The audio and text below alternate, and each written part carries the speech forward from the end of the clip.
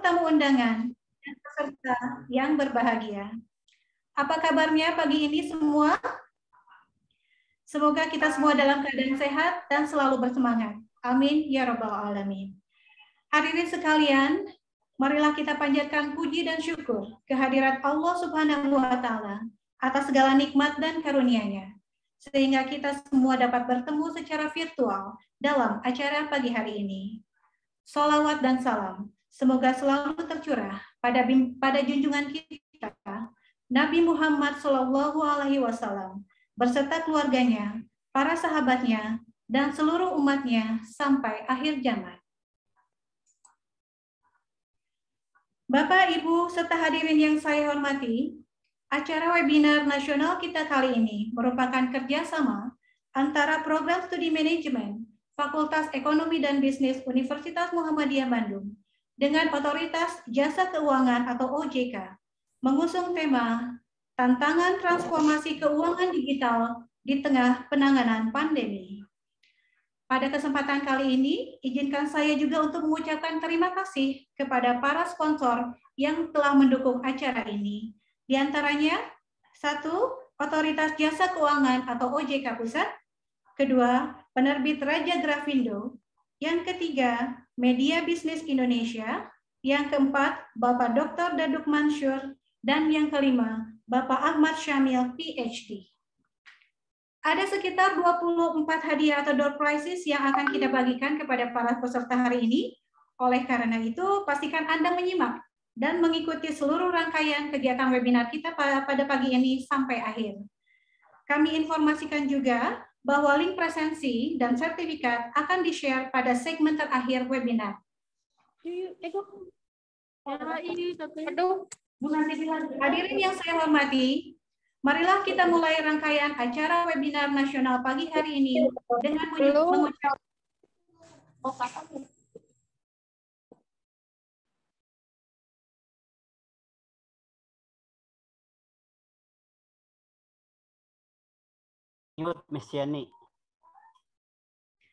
Hadirin yang saya hormati, marilah kita mulai rangkaian acara webinar nasional pada pagi hari ini dengan mengucapkan basmalah bersama-sama.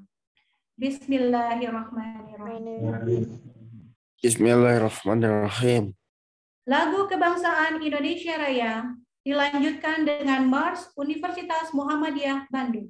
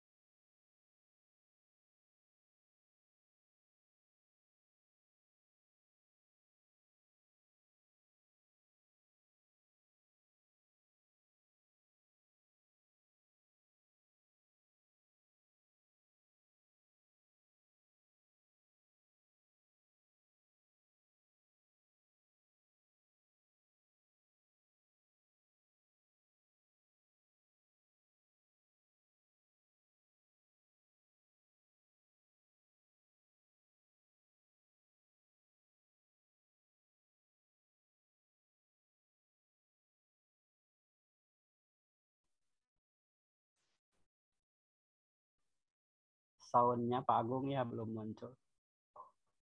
Bangunlah jiwanya.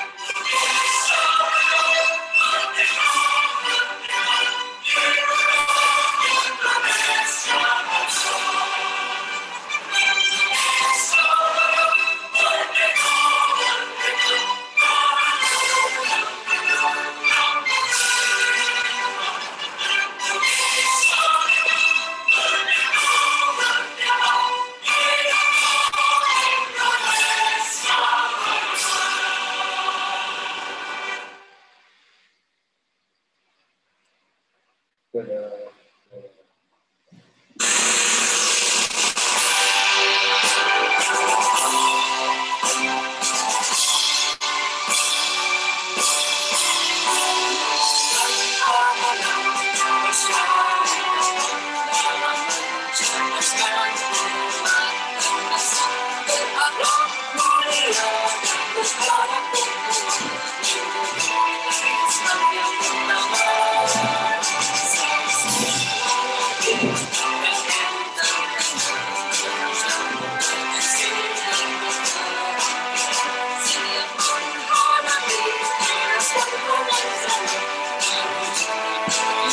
tidak muncul Pak Agung. Videonya belum muncul.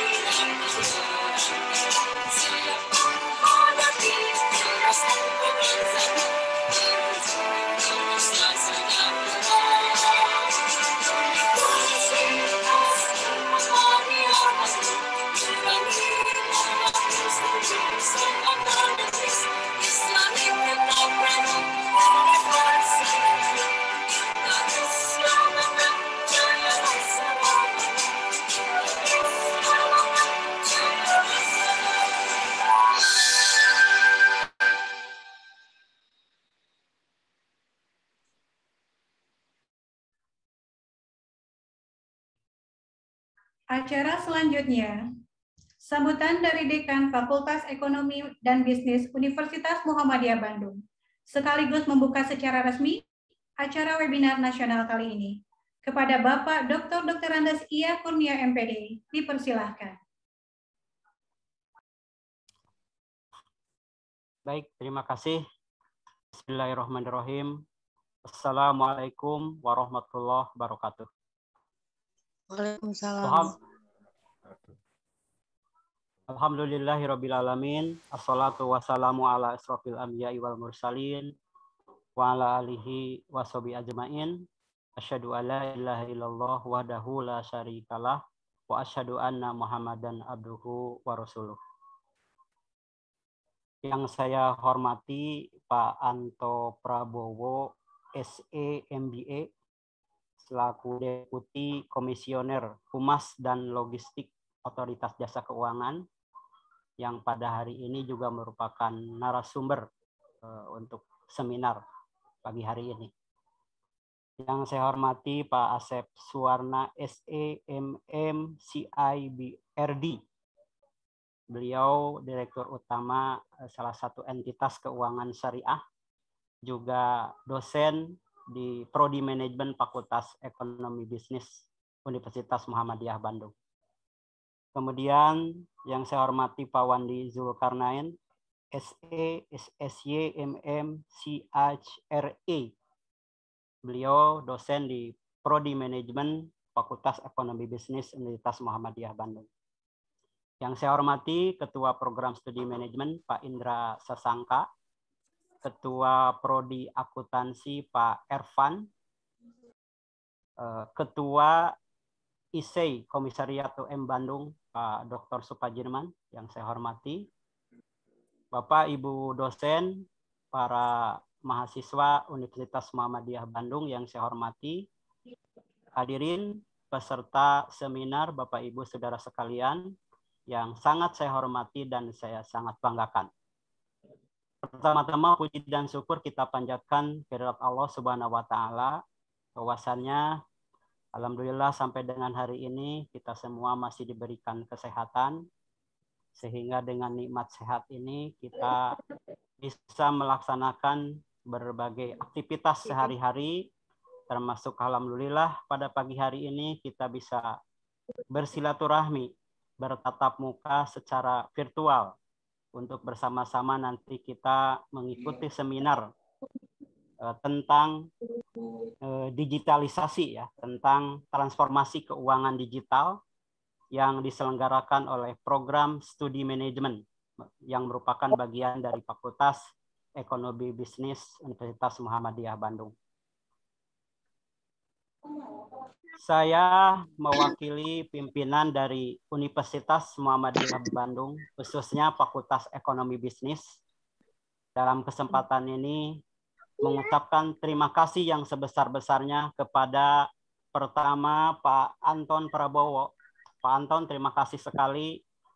Pak Anton ini sudah diambil waktunya di tengah-tengah, saya yakin banyak sekali kesibukannya, tapi alhamdulillah beliau bisa menyempatkan memenuhi undangan Pak Kaprodi, ya, Pak Indra Sasangka. Terima kasih sekali Pak Anton. Kemudian terima kasih juga kepada Pak Asep Suarma, ya, juga sama sibuk karena beliau Direktur Keuangan, juga dosen di FEB. Terima kasih Pak Asep. Pak Wandi juga selaku moderator, saya ucapkan terima kasih.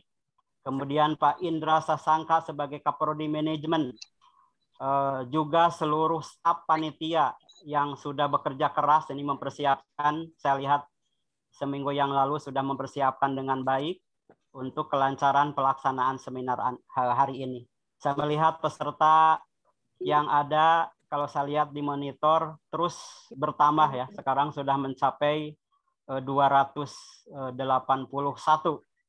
yang menurut panitia ini akan lebih dari 300 atau 350-an yang sudah mendaftar dari berbagai komponen, ya. Ada dosen, mahasiswa, ada dosen dari perguruan tinggi yang lain, dari berbagai belahan kota.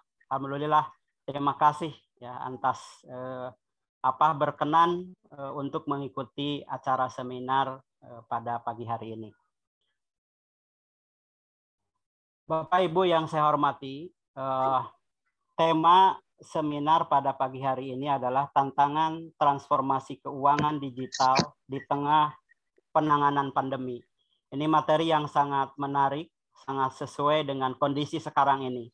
Oleh karena itu, nanti dua narasumber yang sangat luar biasa, yang kompeten di bidangnya, nanti akan sama-sama kita simak bagaimana tantangan transformasi keuangan digital ini di tengah penanganan pandemi saat ini.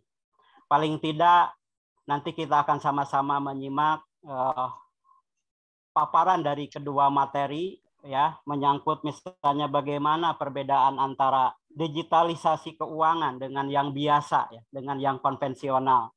Juga bagaimana proses digitalisasi ini terjadi, bagaimana kelebihan dan apakah ada juga kekurangannya. Kemudian juga bagaimana respon entitas keuangan menanggapi transformasi ini. Kemudian juga misalnya bagaimana, apakah ada dampak pandemi ya terhadap transformasi keuangan digital ini. Banyak sekali pertanyaan yang insya Allah nanti dalam beberapa jam ke depan nanti kita akan simak jawabannya. Saya tidak perlu membahas tentang ini karena ada dua ahli nanti yang akan sama-sama kita simak. Bapak Ibu, Saudara sekalian yang saya hormati, akhirnya saya menyampaikan semoga acara seminar ini bermanfaat, berjalan dengan baik. Insya Allah nanti ada ilmu yang akan kita peroleh. Mudah-mudahan tolabul ilmi kita ini dengan niat yang baik akan menjadikan amal ibadah dan insya Allah berpahala dari Allah Subhanahu wa Ta'ala. Demikian, supaya waktu nanti pemateri banyak, maka tidak akan banyak yang akan saya sampaikan. Terima kasih. Wassalamualaikum warahmatullahi wabarakatuh. Waalaikumsalam warahmatullahi wabarakatuh. Terima kasih kepada Pak Dekan. Hadirin yang berbahagia, acara berikutnya adalah foto bersama. Kami mohon semua peserta untuk membuka kameranya atau on-cam. Silakan tampilkan senyum terbaik Anda. Kepada operator, silakan untuk bersiap-siap dan memberikan aba-aba kepada kita semua.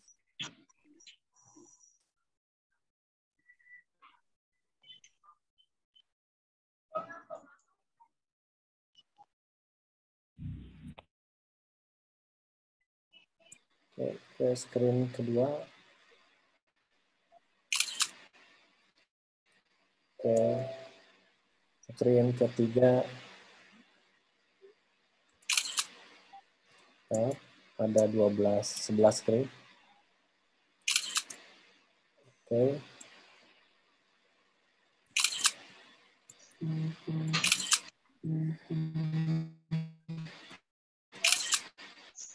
Baik. Kalau Zoom ya boleh atuh.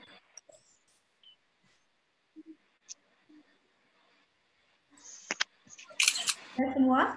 Oke. Silakan senyum terbaik Anda tampilkan.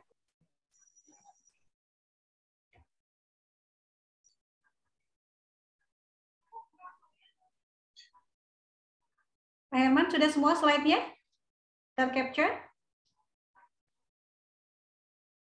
Sudah, Bu, katanya, Bu. Oke. Terima kasih. Baiklah Bapak dan Ibu serta hadirin sekalian, sampailah pada acara inti webinar nasional dengan tema Tantangan Transformasi Keuangan Digital di Tengah Penanganan Pandemi. Kita awali dengan pemateri kita yang pertama. Namun sebelum itu, izinkan saya untuk membacakan CV dari moderator kita pada pagi hari ini. Moderator kita pada hari ini adalah Bapak Wandi Zulkarnain. Beliau adalah praktisi pendidikan dengan profesi utama sebagai dosen Universitas Muhammadiyah Bandung. Adapun latar belakang pendidikan S1 di bidang manajemen dan hukum ekonomi syariah. Lanjut ke pendidikan S2 di bidang magister manajemen, serta akan menyelesaikan program S3 di bidang doktor ilmu manajemen dan doktor ekonomi syariah. Serta beliau juga memiliki sertifikat sebagai analis bidang human resources. Kepada Bapak Moderator, Pak Wandi Zulkarnain, apakah Anda sudah siap? Ya, insya Allah. Terima kasih, Bu Yeni. Ya, mungkin pemateri pertama kita di hari ini adalah Bapak Anto Prabowo SE MBA. Apa kabar Pak Anto? Apakah sudah siap? Sudah, Pak. Silakan. Oke, silakan waktu dan kesempatan kami berikan kepada Bapak Moderator. Terima kasih. Ya, bismillahirrahmanirrahim. Assalamualaikum warahmatullahi wabarakatuh. Baik, terima kasih. Saya ucapkan kepada Bu Yeni selaku host terfavorit dan terupdate ya, yang pada hari ini telah memberikan kesempatan pada saya untuk melanjutkan rangkaian acara webinar nasional kurang lebih 2 jam ke depan pada pagi hari ini. Pertama-tama izinkan saya menyapa Bapak dan Ibu yang sama-sama hadir pada webinar nasional ini. Yang terhormat Bapak Dr. Andes Ya Kurnia MPD selaku keynote speaker dan juga Dekan FEB UM Bandung, Universitas Muhammadiyah Bandung, dan juga kepada Bapak Indra Sasangka SEMM selaku Kaprodi Manajemen Universitas Muhammadiyah Bandung. Juga salam hormat kepada seluruh tamu undangan, Bapak dan Ibu yang tidak bisa saya sebutkan satu persatu. Tak lupa juga saya ucapkan terima kasih dan salam hangat kepada seluruh peserta yang sudah sama-sama hadir pada kesempatan yang berbahagia ini, yaitu pada webinar nasional series yang diselenggarakan oleh Program Studi Manajemen Fakultas Ekonomi dan Bisnis Universitas Muhammadiyah Bandung. Hadirin yang terhormat, di era pandemik yang kemudian terus meluas di negara tercinta kita ini, maka tak ayal kondisi ini sangat mempengaruhi roda perekonomian seluruh anak bangsa yang secara strategis harus mampu disikapi dengan langkah-langkah nyata membangun gairah usaha yang tentunya disertai oleh pemahaman pengelolaan bidang keuangan terkini. Adalah keuangan digital atau lebih dikenal digital financial services merupakan salah satu layanan jasa pembayaran dan keuangan yang menggunakan sarana teknologi digital masa kini. Oleh karena itu, kita ingin bahas tuntas bagaimana tantangan transformasi keuangan digital di tengah penanganan pandemik ini sendiri. Untuk itu, marilah kita simak sama-sama pemaparan dari para pemateri kita yang sangat kompeten. Yang pertama, yang terhormat Bapak Anto Prabowo SE MBA selaku Deputi Komisioner Hubungan Masyarakat dan Logistik Otoritas Jasa Keuangan Republik Indonesia. Assalamualaikum Pak Anto.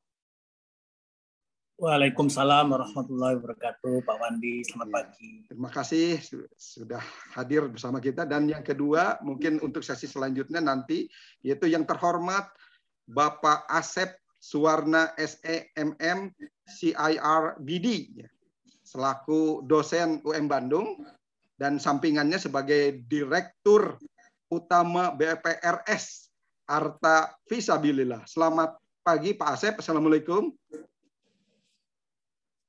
Sudah standby? Apalagi sini. Ya, Bapak Ibu yang terhormat, tak kenal maka tak sayang, maka izinkanlah saya menyampaikan CV singkat dari para pemateri. Yang pertama yaitu pemateri pertama Bapak Anto Prabowo SE MBA. Beliau lahir di Jakarta 20 Februari 1968 dan kini tinggal di Jakarta Selatan. Adapun latar belakang pendidikan formalnya adalah S1 bidang ekonomi dari Universitas Islam Indonesia Yogyakarta.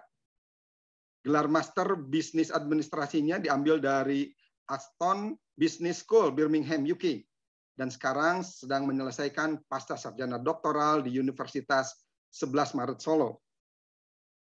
Aktivitas organisasi beliau adalah sebagai anggota bidang lembaga keuangan bank dan non-bank Ikatan Sarjana Ekonomi Indonesia, juga sebagai Dewan Pengurus Pusat Ikatan Alumni Universitas Islam Indonesia, juga sebagai Sekretaris Dewan Pakar Masyarakat Ekonomi Syariah, dan anggota Komite 8 Sertifikasi dan Penghargaan Komite Nasional Kebijakan Governasi. Lalu dalam hal pengalamannya, beliau pernah mengajar di Universitas Gunadarma dan beraktivitas di Bank Indonesia, dimulai dari sebagai pengawas peneliti Bank Junior, dilanjutkan menjadi analis Madya Humas, dan juga sebagai peneliti Bank Madya, Departemen Penelitian dan Pengaturan Perbankan, dan yang terakhir di Bank Indonesia sebagai Direktur Departemen Kebijakan Moneter. Kini beliau beraktivitas di Otoritas Jasa Keuangan sebagai Deputi Komisioner Hubungan Masyarakat dan Logistik. Untuk itu kita akan mulai sesi pertama, namun sebelumnya Pak Anto mohon izin sebelum memaparkan materinya, kita akan melakukan sesi pertama ini dengan waktu kurang lebih 25 sampai 30 menit, dilanjutkan dengan diskusi dan tanya jawab. Waktu dan tempat kami persilahkan Bapak Anto Prabowo. Oke, terima kasih Pak Wandi. Bismillahirrahmanirrahim. Assalamualaikum warahmatullahi wabarakatuh. Salam sejahtera, salam sehat untuk kita semuanya. Sampurasun. Yang kami hormati dan kita banggakan bersama Dekan Fakultas Ekonomi dan Bisnis Universitas Muhammadiyah Bandung, Bapak Dr. Andes Ia Kurnia, PhD. Kemudian juga sahabat saya, Kaprodi Manajemen FEB UM Bandung, Pak Indra Sasangka, SEMM, ini teman seperjuangan Pak Ia.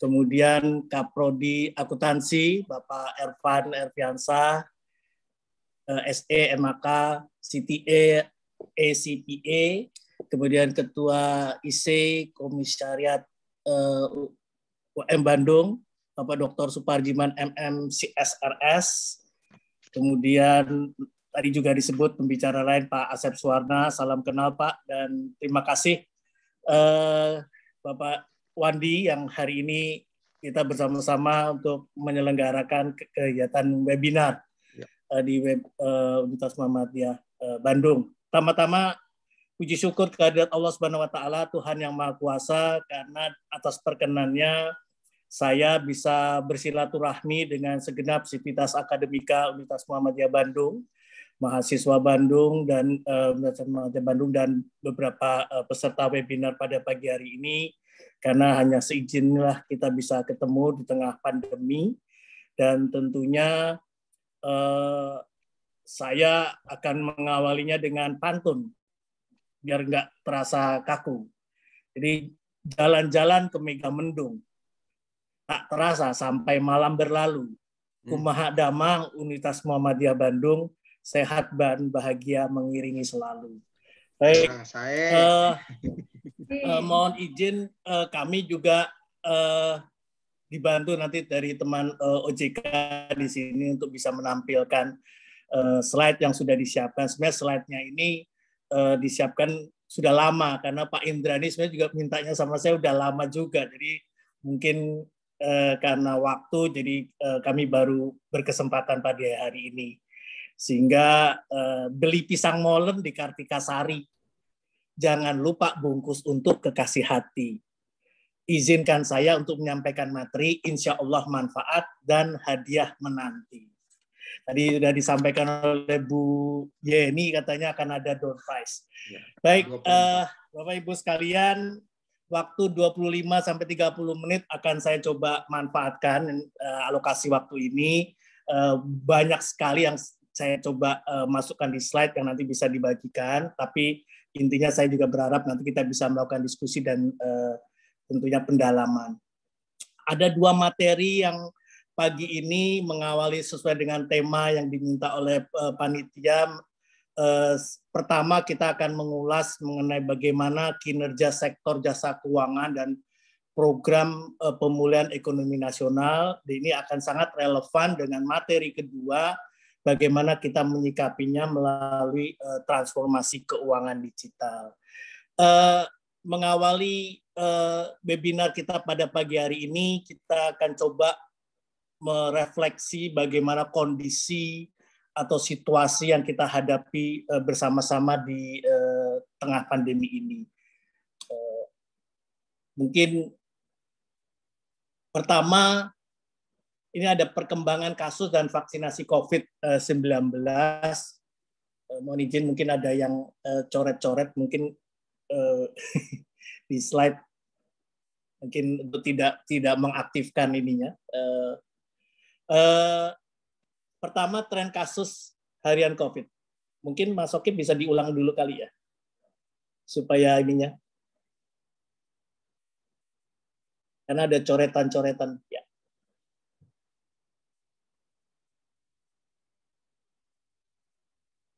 Oke, jadi tren kasus COVID-19 ini kita rasakan bersama, ini menjadi suatu tantangan. Bagi kalau lihat pojok kiri, kita mencapai puncaknya atau kembali kasus varian Delta menyebabkan meningkat tajam di akhir bulan Juni sampai dengan akhir Agustus, akhir Juli maksud saya, sampai kemudian minggu pertama Agustus juga sudah mulai menunjukkan penurunan. Kemudian target untuk vaksinasi nasional sepertinya kita masih harus terus ditingkatkan karena pemerintah sebenarnya mentargetkan 1,5 sampai 2 juta, tetapi saat ini informasinya masih belum sampai angka tersebut, masih setengahnya, sehingga upaya vaksinasi ini juga menjadi bagian yang penting untuk kita juga bisa mengupayakan program pelaksanaan vaksinasi ini. Jadi pemerintah juga sudah menyiapkan sejumlah vaksinasi yang sampai sekarang sebenarnya sudah dipesan, yang sudah datang juga sampai dengan 172 juta vaksin, dan kita memonitor bagaimana pelaksanaannya di setiap daerah. Mengapa ini kami sampaikan, Bapak Ibu sekalian, ini sangat relevan dengan konteks keekonomian, karena dengan pengalaman kita meningkatnya kasus varian Delta menyebabkan mobilitas kita terhambat karena penerapan PPKM darurat dan PPM level 3 dan 4 di berbagai daerah, menyebabkan mobilitas masyarakat menjadi terpengaruh, sehingga ini juga yang perlu disikapi, bagaimana mobilitas kita ini bisa memiliki pengaruhnya untuk ekonomi keseluruhan. Di slide berikutnya kami akan menyampaikan beberapa hal yang berkaitan dengan pola pikir atau cara pandang dari para otoritas di sektor jasa keuangan menghadapi kondisi pandemi saat ini.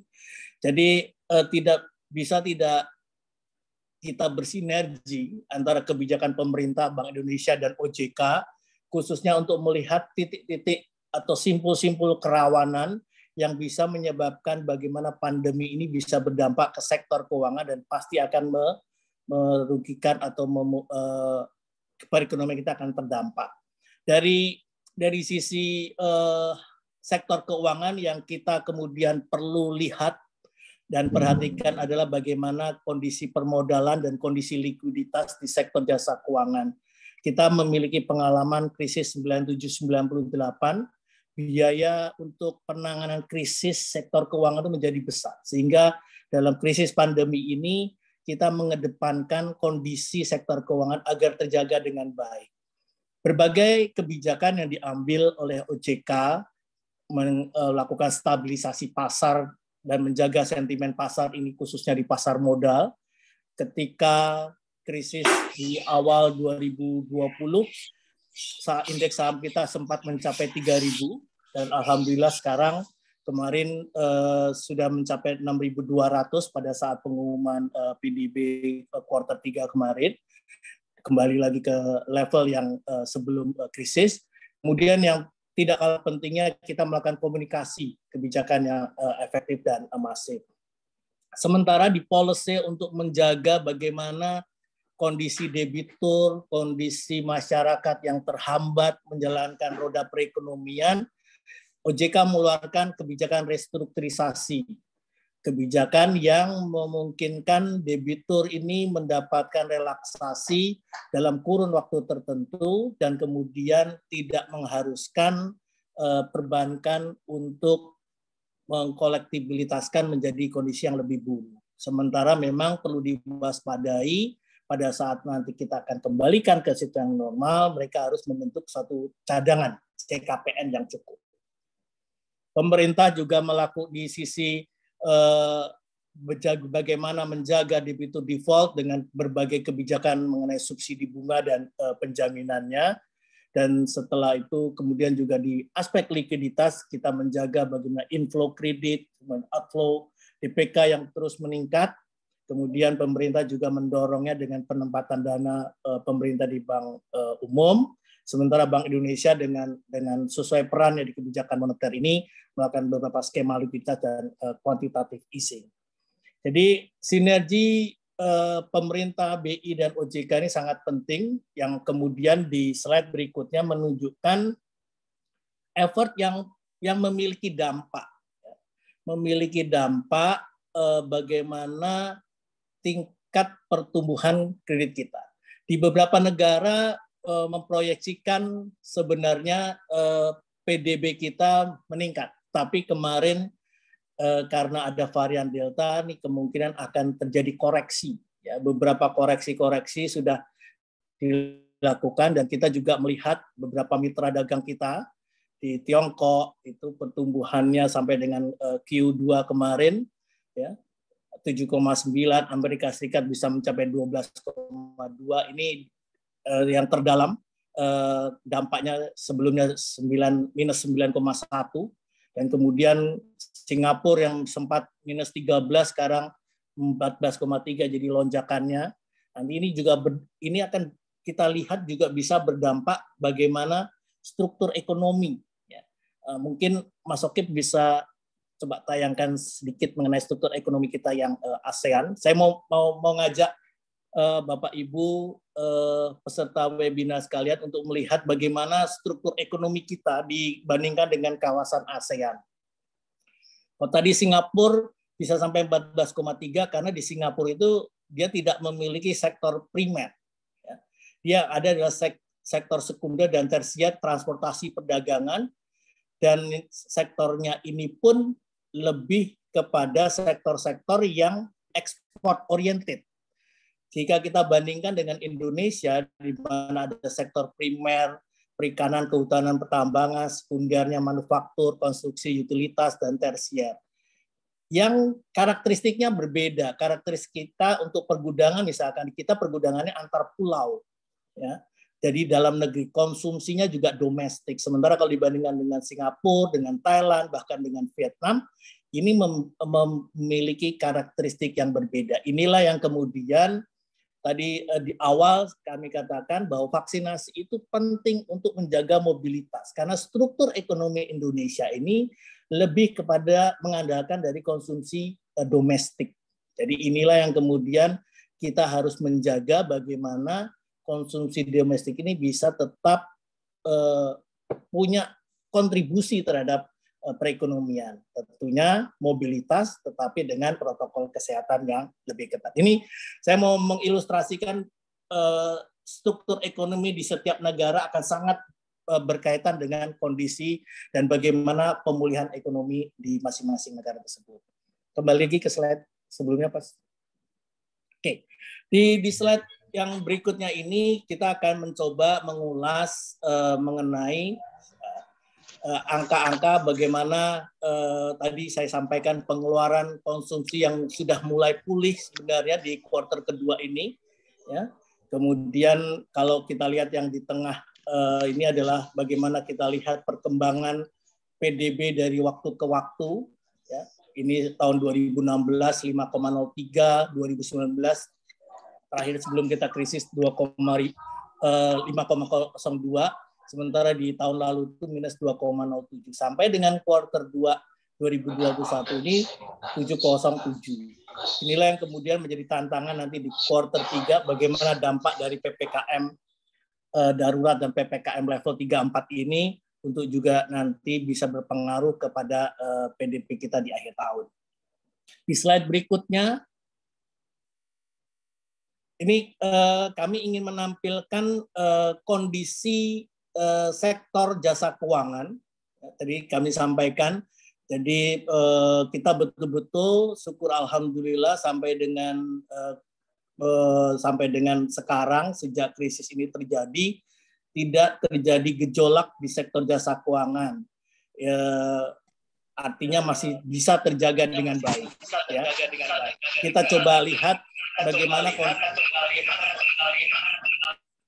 kita bisa coba lihat bagaimana perkembangan tadi sudah saya sampaikan mengenai IHSG bahwa year to date-nya naik 0,64% dibandingkan dengan sebelumnya. Kemudian juga perbankan kalau lihat dari sisi pertumbuhan kredit meskipun secara year on year masih negatif tetapi sebenarnya sudah menunjukkan track yang meningkat. Sementara dana pihak ketiga meningkat cukup tajam secara year on year 10,73% karena mungkin mahasiswa yang tadinya belanja di kampus sekarang nggak belanja. Bapak Ibu yang sering berdama wisata sekarang tempat-tempat wisatanya ditutup. Nah, ini yang sering pergi ke mall sehingga uangnya kemudian lebih banyak di dana pihak ketiga sehingga lonjakan dana pihak ketiga cukup meningkat. Di sisi permodalan, capital adequacy ratio perbankan juga sangat ample, sangat besar itu 24,38, artinya untuk mengabsorb kemungkinan pembentukan cadangan akibat restru yang kemungkinan bisa menyebabkan menjadi kondisi yang lebih buruk dirasakan atau perbankan cukup memiliki bantalan yang cukup. Di sektor industri keuangan non-bank ini memang di pembiayaan terjadi kontraksi ya, karena bagaimanapun mungkin perusahaan leasing penjualannya juga turun, sementara untuk di permodalan di asuransi masih terjaga cukup baik, masih sesuai dengan threshold sebenarnya, meskipun beberapa indikator menunjukkan penurunan. Jadi secara umum permodalan kita ini cukup ample, likuiditasnya cukup ada, risiko kreditnya juga terjaga, dan yang menarik adalah penghimpunan dana di pasar modal ini menunjukkan peningkatan jumlah investornya, di mana mayoritas investor lokal itu adalah mayoritas investor lokal ya. Oke, di slide berikutnya saya mungkin agak cepat sedikit. Ini kondisi restru teman-teman sekalian. Tadi kalau kami sampaikan bahwa OJK dengan program restrunya saat ini per Juni 2021 total kredit yang direstru itu mencapai 791 triliun. Ya, itu untuk di perbankan, sementara untuk di industri perusahaan pembiayaan leasing itu sampai 209 triliun. Ini yang harus kita jaga dan kita terus monitor. Berharap dengan pemulihan ekonomi, bergeraknya kembali roda perekonomian, debitur-debitur ini bisa kembali melaksanakan kewajibannya kepada perbankan. Ini yang terus dimonitor, jangan sampai kemudian ini akan berpotensi menjadi sesuatu yang menjadi macet gitu ya. Ini yang kemudian kita monitor dari waktu ke waktu. Di slide berikutnya,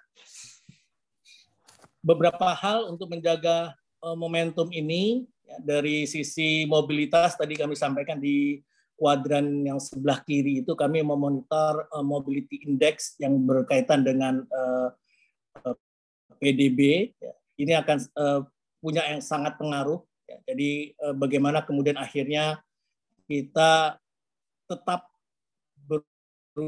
menjalankan radio perekonomian tapi dengan protokol kesehatan yang mungkin Menteri Kesehatan juga sekarang sudah diminta oleh Presiden menyusun roadmap yang kita harus akrab dengan virus COVID karena mungkin akan berlangsung lama dan tentunya ini menjadi penting buat kita agar ketika kita melaksanakan aktivitas dengan tetap menjaga protokol kesehatan. Kita juga lihat kebijakan yang di sektor properti dan kendaraan bermotor yang ini ternyata memiliki multiplier efek yang tinggi untuk mendorong konsumsi rumah tangga. Kemudian pembiayaan pasar modal, ini terlihat dari tadi jumlah investor retail yang meningkat dan kemudian seperti kemarin Bukalapak ketika turun di pasar modal itu bisa meraup dana sekitar 21 triliun dan ini menjadi penting untuk kemudian kita mendorong unicorn lainnya untuk segera melantai di bursa. Kemudian percepatan belanja pemerintah daerah, nah ini penting mungkin Bapak Ibu Civitas Akademika di Universitas Muhammadiyah Bandung untuk bisa mendorong karena ini sangat dirasakan masih sangat kurang pemerintah daerah padahal ini bagian penting untuk juga kita mendorong pertumbuhan tadi. Kemudian juga yang penting adalah memperluas ruang pertumbuhan ekonomi baru. Ini adalah upaya-upaya untuk membalancing tadi apa yang tadi kami sampaikan keterbatasan mobilitas dengan kita menciptakan suatu tataran ekonomi baru yang bisa menciptakan lapangan pekerjaan dan memiliki orientasi ekspor tentu dengan ramah lingkungan. Di slide berikutnya kita beberapa hal yang keberlanjutan dari kebijakan-kebijakan yang terus dikeluarkan oleh pemerintah dan dari waktu ke waktu kita evaluasi. Ya, ini akan terus dilanjutkan dan ini menjadi bagian penting untuk tadi menjaga suasana situasi yang kondusif agar roda perekonomian tetap berjalan. Oke, di slide berikutnya ini yang bagian yang penting untuk tantangan yang salah satunya relevan dengan topik kita pagi hari ini. Ya, jadi selain tetap melakukan aktivitas ekonomi dan pengendalian pandemi, yang tentunya ketersediaan dan distribusi vaksin ini menjadi ujung tombak. Ya. Setelah itu kita juga kita memperhatikan pengurangan stimulus fiskal di moneter di negara maju itu juga punya dampak tapering ini dan adanya potensi outflow dana dari emerging. Nah, ini juga kita juga menyikapi istilah kita debt overhang atau zombies firm. Ini zombies firm ini artinya perusahaan-perusahaan yang saat ini sebenarnya besar dan itu sudah tidak bisa beroperasi lagi dan sehingga kita mengukur pencabutan stimulus itu jangan sampai kemudian memicu debt overhang. Ya. Kemudian secara penting juga ini adalah kita melakukan percepatan transformasi digital karena saat ini dengan keterbatasan mobilitas maka salah satunya mengenai digital ini. Di slide berikutnya kita masuk kepada transformasi keuangan digital. Saat ini tidak ada yang sisi kehidupan kita yang tidak digitalize. Sekarang jika kita lihat seluruh aktivitas kita, e-commerce, home services, traveling, ya, entertainment, sekarang ada bioskop online untuk teman-teman mahasiswa yang biasanya nonton di bioskop, sekarang dipaksa nonton di rumah dengan bioskop online. Kemudian peer-to-peer lending, transportasi. Inilah yang kemudian kita harus sikapi dan bagaimana industri keuangan digital menyikapi hal-hal ini. Di slide berikutnya kami ingin menyampaikan beberapa hal yang berkaitan dengan cara pandang pengembangan digital environment yang menjadi ruang lingkup OJK. Jadi kita akan melihat pengembangan digital environment ini tentunya agar seluruh pihak, baik itu pelaku ya di sektor keuangan, di sektor real juga masyarakat itu memiliki kapasitas yang memadai sebagai bagian dalam suatu ekosistem. Ya. Kemudian kita juga melihat bagaimana pengembangan atau dampak digitalisasi ini untuk meningkatkan kualitas dari UMKM dan sektor informal kita, sehingga mereka lebih digital ready, digital literate, lebih well informed customer dan risk awareness-nya ada. Jadi kita lihat beberapa perhatian suatu kerangka pikir, baik itu nanti berupa produknya, bisnis prosesnya, kemudian layanan digital, platformnya, dan beberapa infrastruktur. Ini yang OJK dari waktu ke waktu menyiapkan beberapa hal yang berkaitan dengan pengembangan keuangan digital. Oke, kemudian di slide berikutnya, Pak Sokip. Potensi kita, kalau kita melihat potensi bersama mengenai ekonomi digital, ini sangat relevan dengan konteks Indonesia yang terdiri dari 17.000 pulau, ya.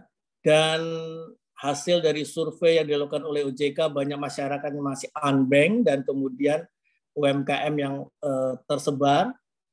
Kita juga sebenarnya memiliki potensi ini karena kita sebenarnya peringkat keempat dalam hal populasi, di mana dari 260 juta itu 137-nya merupakan angkatan kerja, dan ini suatu bonus demografi yang perlu kita siapkan untuk kita bisa memenangkan pertarungan digital. Kemudian transaksi keuangan digital di tahun 2025 itu diperkirakan sampai dengan 150 miliar US dollar, dan kemudian kita berharap kita bisa menjadi ekonomi digital nomor 1 di Asia Tenggara. Dengan beberapa hal ini tentunya bisa menyerap lapangan pekerjaan.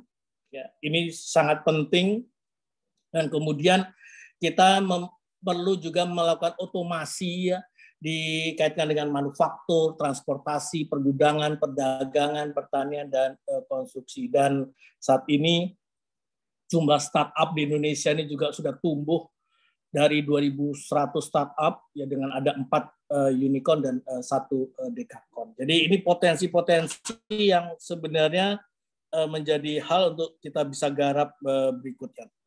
Namun di balik itu terdapat tantangan dalam penerapan digital ekonomi ini. Tadi Pak Dekan juga sudah sampaikan kita harus menyikapi tantangan ini.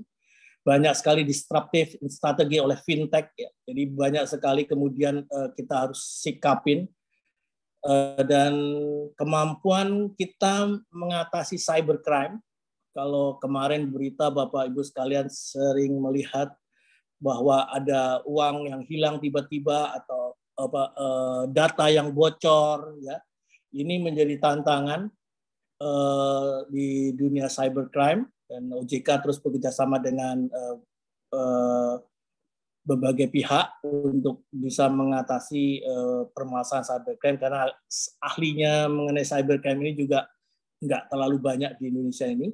Kemudian kita lihat juga variasi dari karakteristik konsumen kita yang lebih banyak UMKM dan korporasi itu memerlukan sentuhan. Jadi mungkin salah satu mungkin penerapan Tridharma dari universitas ini bisa bagaimana memfasilitasi UMKM dan untuk bisa ready digital.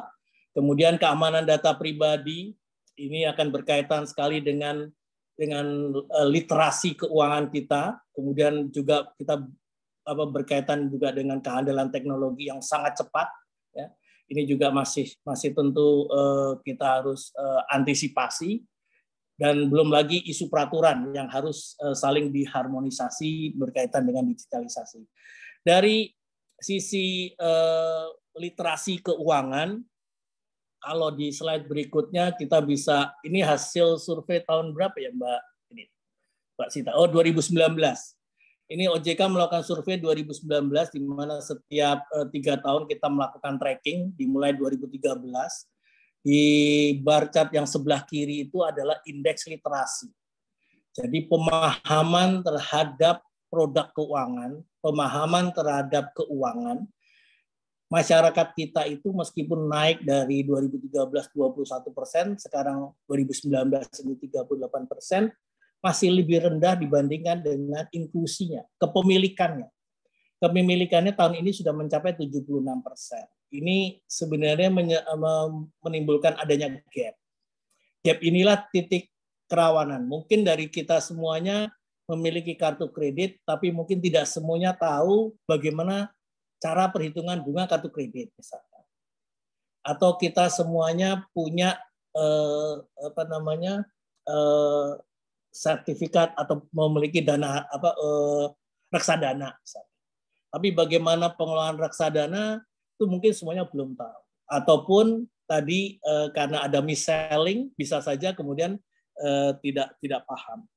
Apalagi kalau kita lihat dari slide berikutnya di seluruh wilayah Indonesia kita juga melakukan survei di setiap kota, ada 34 kota di seluruh Indonesia dengan responden mulai tingkat pendidikan maupun kelompok usaha. Ini yang merah itu adalah tingkat inklusinya, sementara yang abu-abu itu tingkat literasinya. Jadi ini tantangan. Jadi saya sangat berterima kasih dan kemarin diajak Pak Indra untuk bisa share. Ini adalah salah satu bagian kami, tanggung jawab kami di OJK untuk juga meningkatkan literasi keuangan. Selain memang mendorong masyarakat untuk juga memiliki akses terhadap keuangan. Di slide berikutnya ini beberapa tantangan-tantangan yang sudah kita lakukan ya, kita coba lihat dari bagaimana literasi digital kita tadi saya sudah sampaikan. Jadi ada beberapa hal yang kita masih harus meningkatkan literasi digital kita, masih pada level sedang 3,47 dari sumber dari Kata Data dan Kemenkominfo ya. Ini tentunya menjadi tantangan kita berikutnya untuk bisa terbiasa dengan pemanfaatan produk-produk digital. Pak Wandi, saya masih bisa dikasih waktu berapa menit lagi nih, karena ada beberapa slide lagi. Jadi ada 2,5 menit lagi mungkin. Oke, 2,5 menit lagi. Ya, oke, di waktu 2,5 hari tadi saya mungkin akan sedikit meng-highlight saja, nanti kita banyak diskusi teman-teman sekalian. Risiko pemanfaatan keuangan digital tadi berapa sudah kita sebut, ada cybercrime juga, kita harus hati-hati betul. OJK sangat dengan PPATK ini sangat mencermati mengenai pemanfaatan platform keuangan digital ini untuk kemungkinan terjadi tindak pidana pencucian uang ya.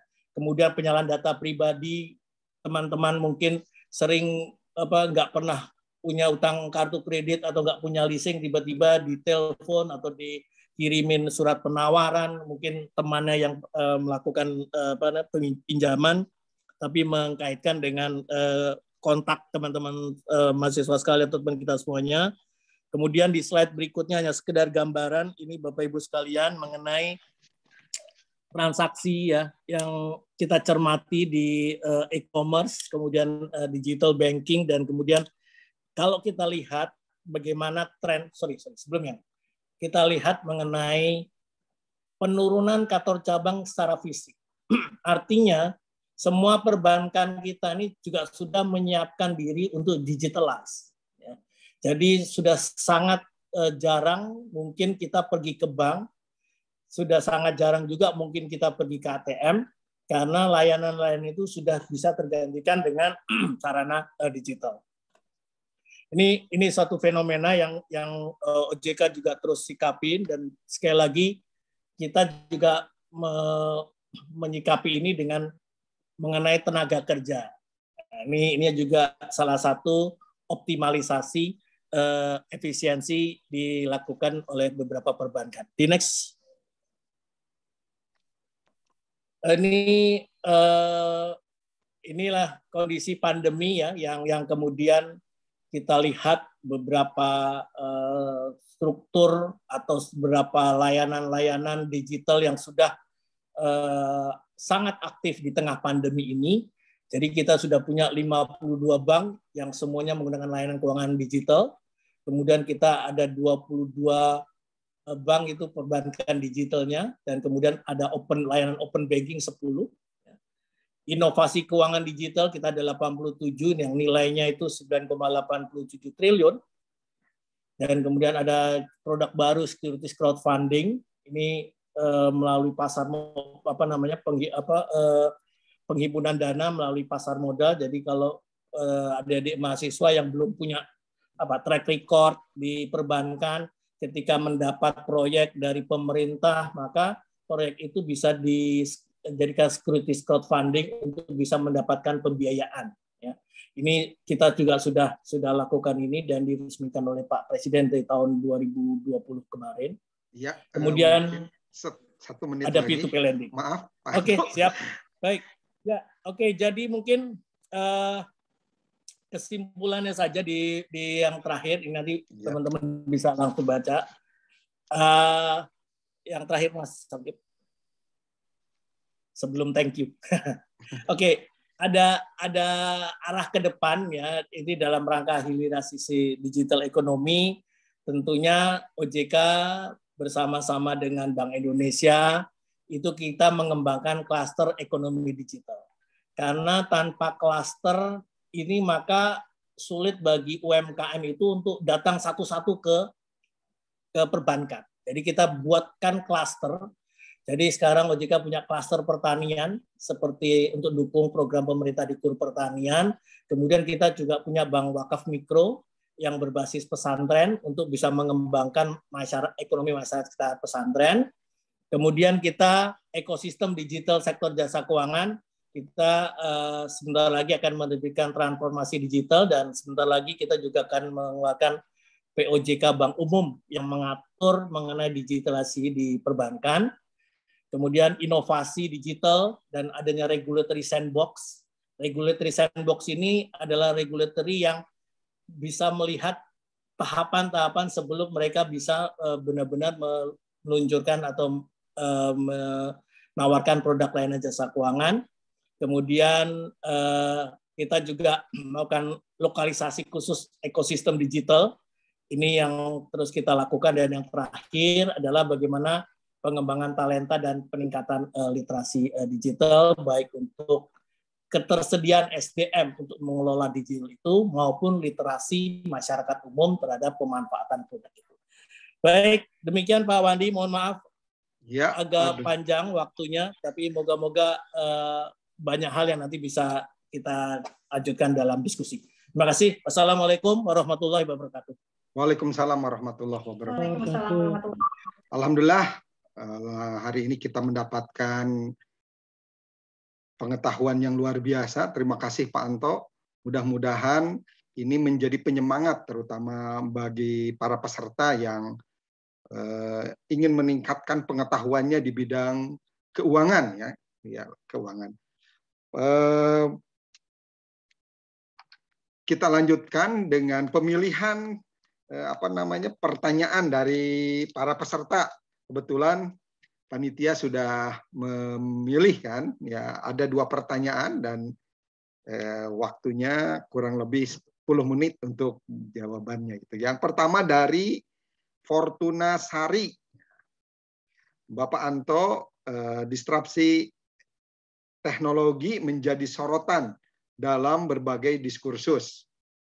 Untuk itu bagaimana pengelolaan keuangan negara dalam era digital transformation ini yang dapat bertransformasi dengan baik dan aman serta akuntabel di tengah maraknya berbagai penipuan ya, di bidang keuangan di Indonesia ini. Itu mungkin kita langsung atau nanti dua-duanya. Mungkin langsung aja Pak ya, karena takut lupa. Enggak. Ya, terima kasih. Jadi memang tantangan di tengah digital ini dari berbagai hal. tadi sudah disampaikan. Pertama dari sisi masyarakatnya sendiri. Banyak sekali yang mungkin kita belum terbiasa dengan bagaimana pemanfaatan teknologi digital ini.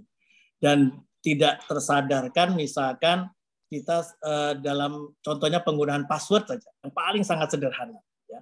Ini banyak sekali kita abai untuk mengganti password secara berkala ataupun membuat password yang mungkin gampang diingat atau yang gampang dilacak.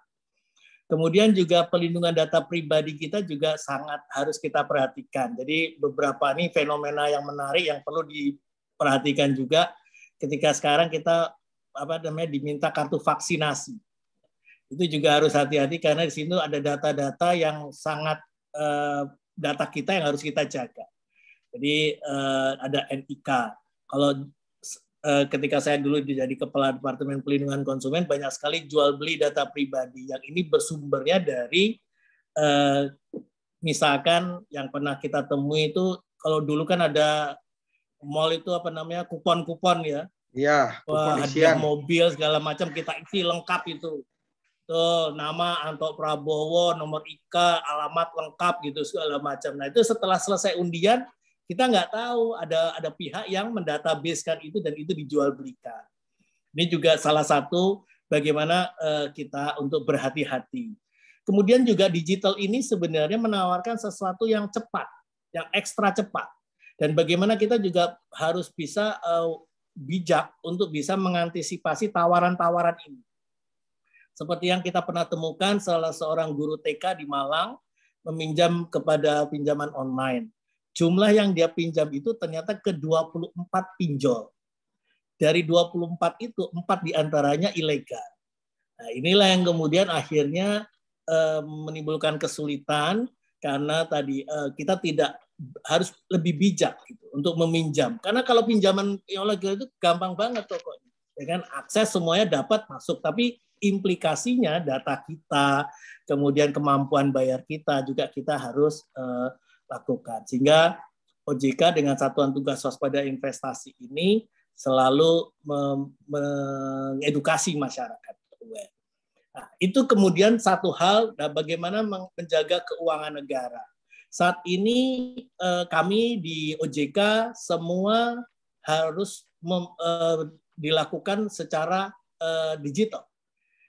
Mulai dari pelelangan, mulai dari tanda tangan digital. Jadi kami semuanya sekarang sudah terhubung dengan bisnis proses baru yang mengandalkan digital. Dengan bisnis proses baru itu memudahkan BPK untuk melakukan audit dengan kita. Karena mereka tinggal dapat ekstrak data dan kemudian meyakinin bahwa data ini kemudian untuk bisa menjadi penilaian dari laporan keuangan OJK. Sementara BPK pun sebagai auditor mengembangkan sistem yang bisa mengcapture. Nah, ini jadi ruang lingkup digital ini membuat setiap lembaga menyesuaikan bisnis prosesnya untuk kemudian bisa menjadi itu lebih transparan. Tentu dalam hal ini juga pemanfaatan APBN juga seperti itu. Mungkin itu. Terima kasih tadi kepada penanya. Terima kasih. Nah, luar biasa. Selanjutnya yang kedua, Pak Anto, selama pandemi ini, bagaimana cara kita mengelola ekonomi secara digital dengan baik agar keutuhan keuangan di Republik Indonesia selalu mampu memenuhi kebutuhan sehari-hari masyarakat Indonesia. Ini dari mahasiswa.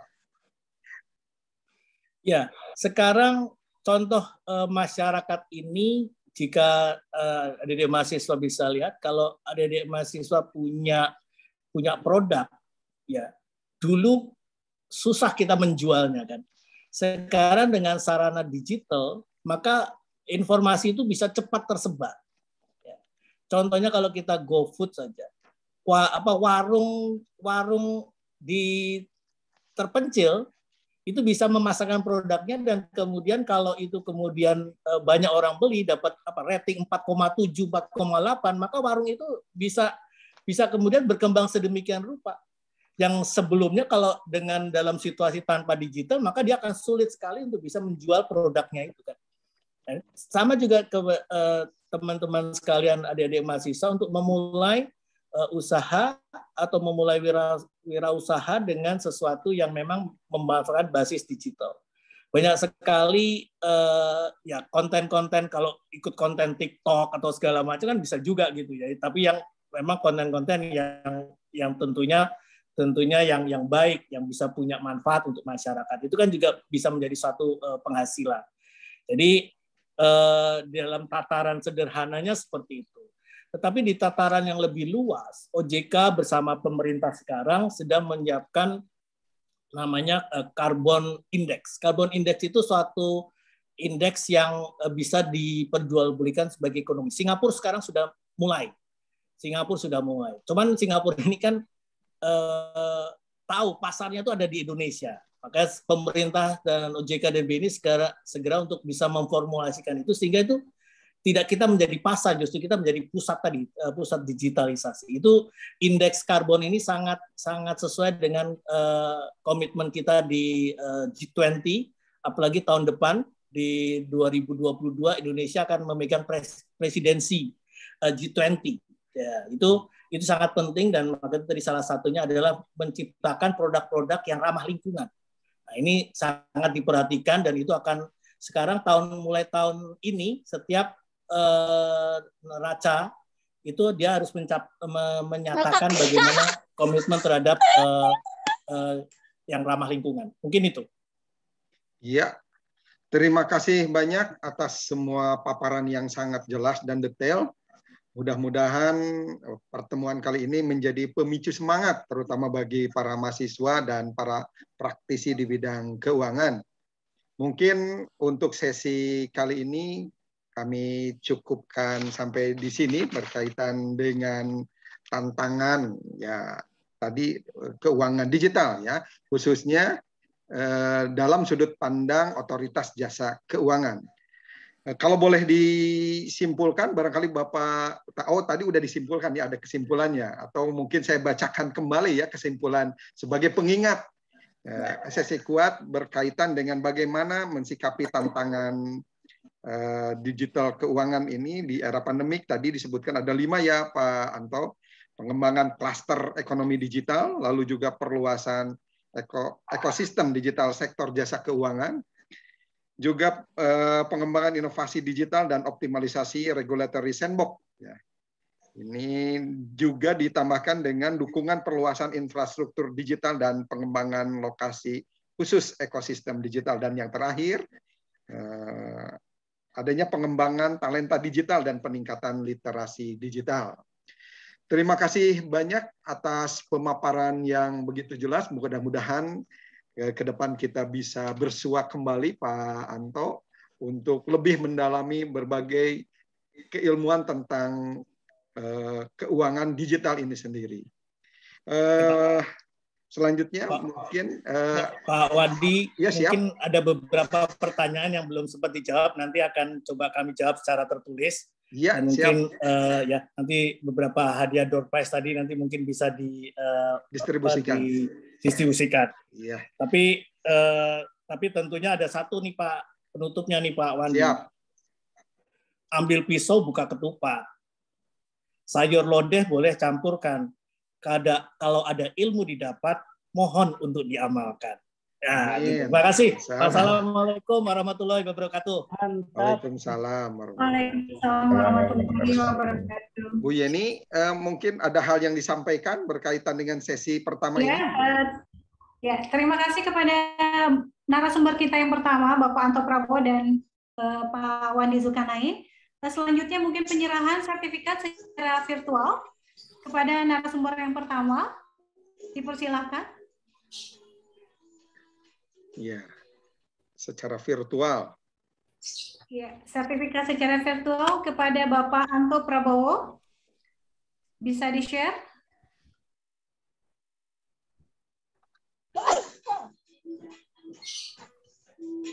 Pak Herman? No. Oke. Terima kasih, Pak.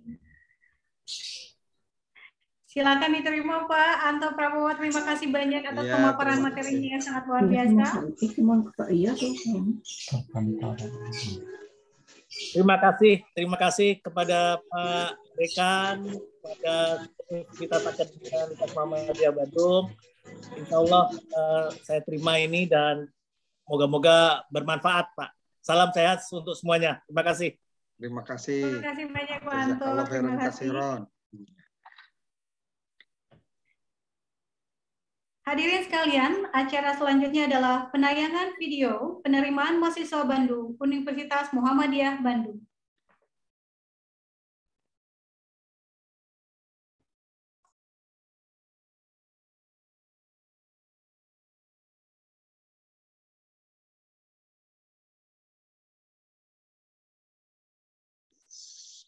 Suaranya belum muncul. Masih mati, Mbak.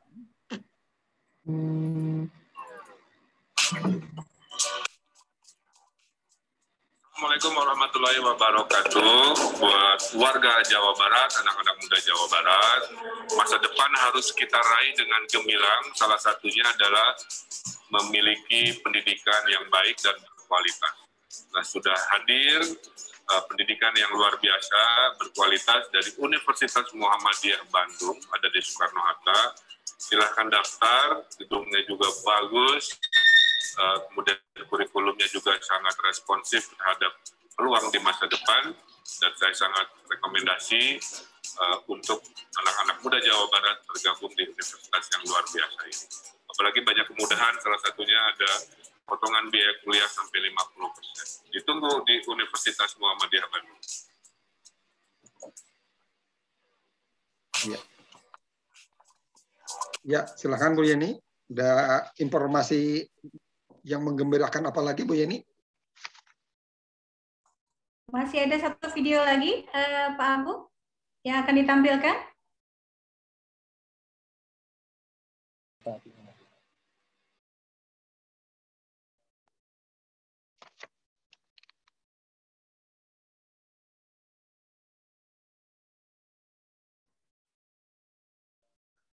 Selanjutnya akan diumumkan juga ya.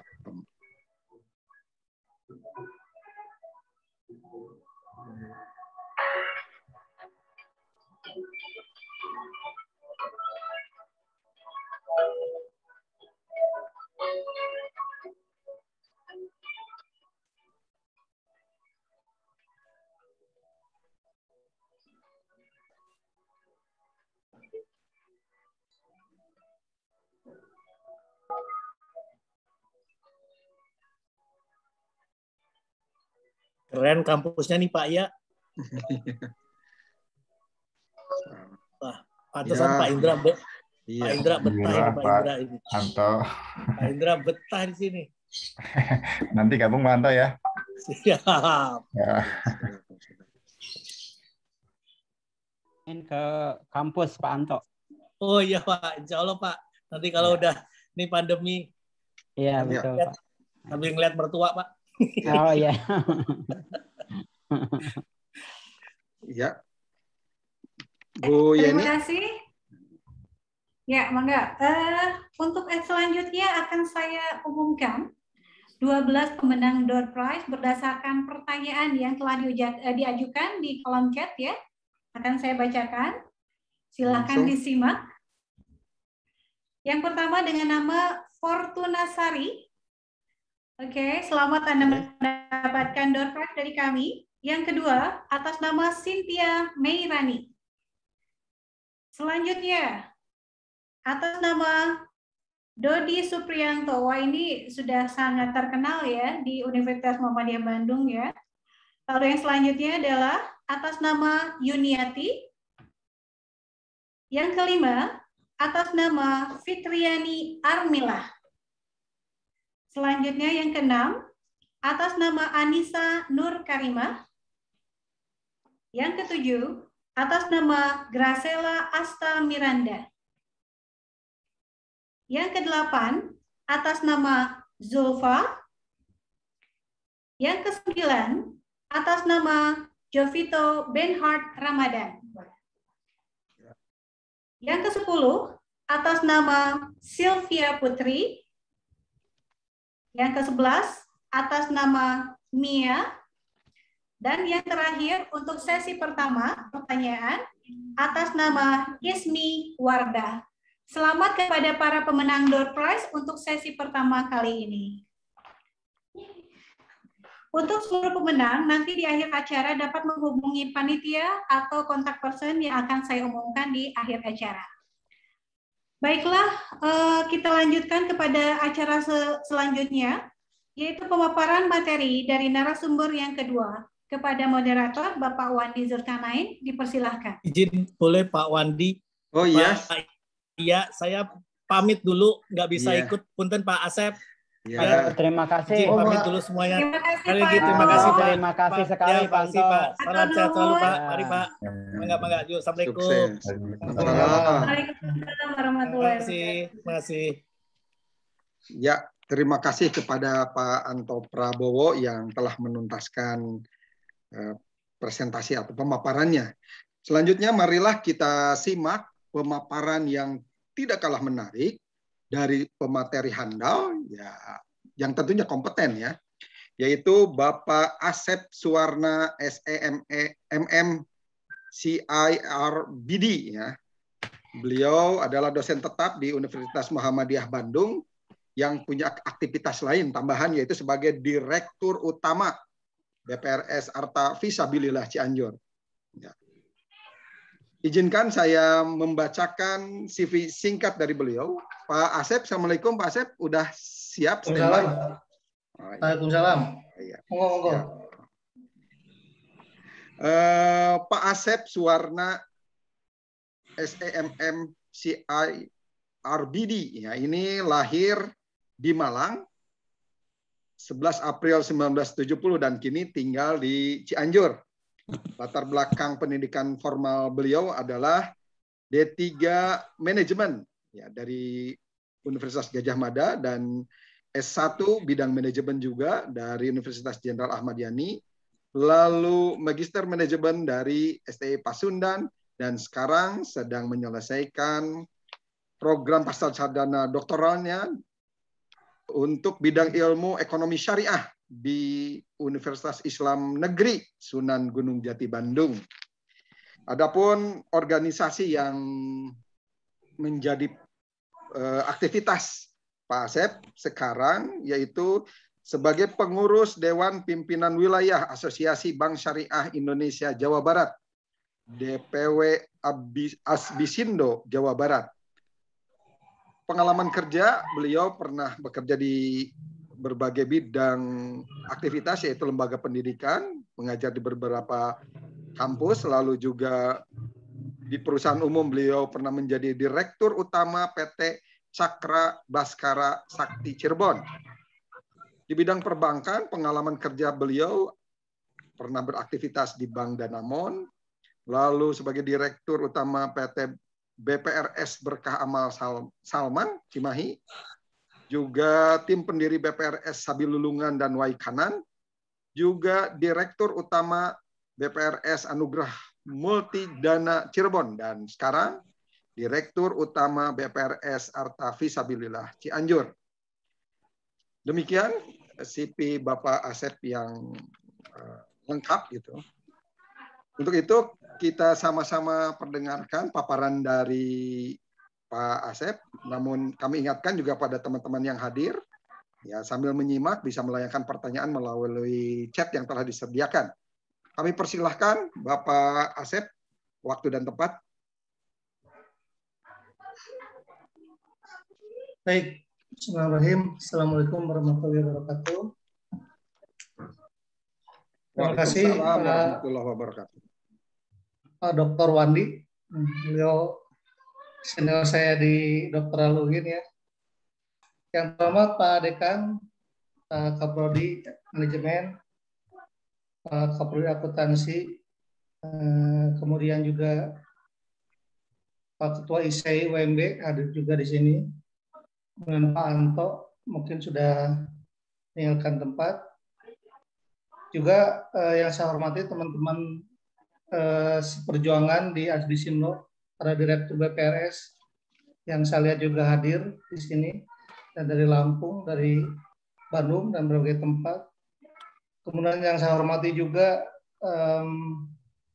teman-teman doktoral UIN juga hadir, dan Pak Abduh dan teman-teman, terima kasih. Yang saya hormati juga para sejawat, dosen, UMB, serta peserta sekalian. Saya tidak sebutkan satu persatu karena saya ada waktu 20 menit ya Pak Wandi ya. Saya 20 menit untuk menyampaikan. Ya, 20 menit untuk paparan, 10 menit untuk tanya jawab. Kita akan sholat Jumat. Ya. Baik, karena kita hari Jumat, saya paparan 20 menit untuk menyampaikan berbagai hal berkaitan dengan transformasi keuangan digital. Nah, ini akan berbeda dengan apa yang disampaikan oleh Pak Anto, karena beliau dari sisi regulator. Nah, saya terutama itu akan berbicara tentang strateginya, karena kita sebagai pelaku PUJK, ya, pelaku usaha jasa keuangan. Mohon izin Pak Moderator, saya akan menayangkan sedikit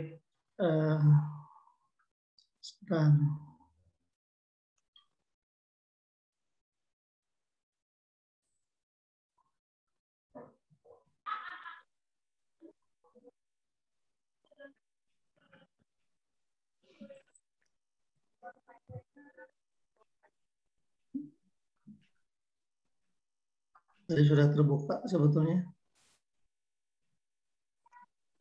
Oke. Di share udah ya? Oke.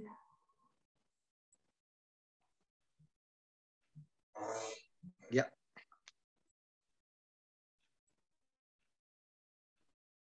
Baik, muncul Pak ya? Baik, saya kira saya tidak terlalu banyak juga slide-nya, tapi diharapkan bisa memberikan gambaran tentang bagaimana kita sebagai pelaku usaha, sebagai nasabah bidang keuangan menyikapi tentang digitalisasi di sektor jasa keuangan. Saat ini memang hampir semua bahasan itu mengarah ke digitalisasi. Di hari yang sama, hari ini pun paling tidak ada bahasan yang sama di tempat lain. Jadi sungguh luar biasa animo masyarakat begitu ya, tentang keingintahuannya bagaimana transformasi keuangan digital ini dilaksanakan dalam posisi situasi seperti ini. Terkesan bahwa ini begitu cepat cepat diberlakukan, padahal kalau saya ajak kita mundur ke tahun 2015, itu sebenarnya OJK sudah memulai bahwa kita akan melakukan digitalisasi dalam sektor keuangan. Nah, di 2015, kalau kita ingat itu diluncurkan apa yang disebut dengan produk Laku Pandai, layanan keuangan tanpa kantor dalam keuangan inklusif. Jadi di 2015 pun sebetulnya sudah ada bank yang melakukan transaksi digital.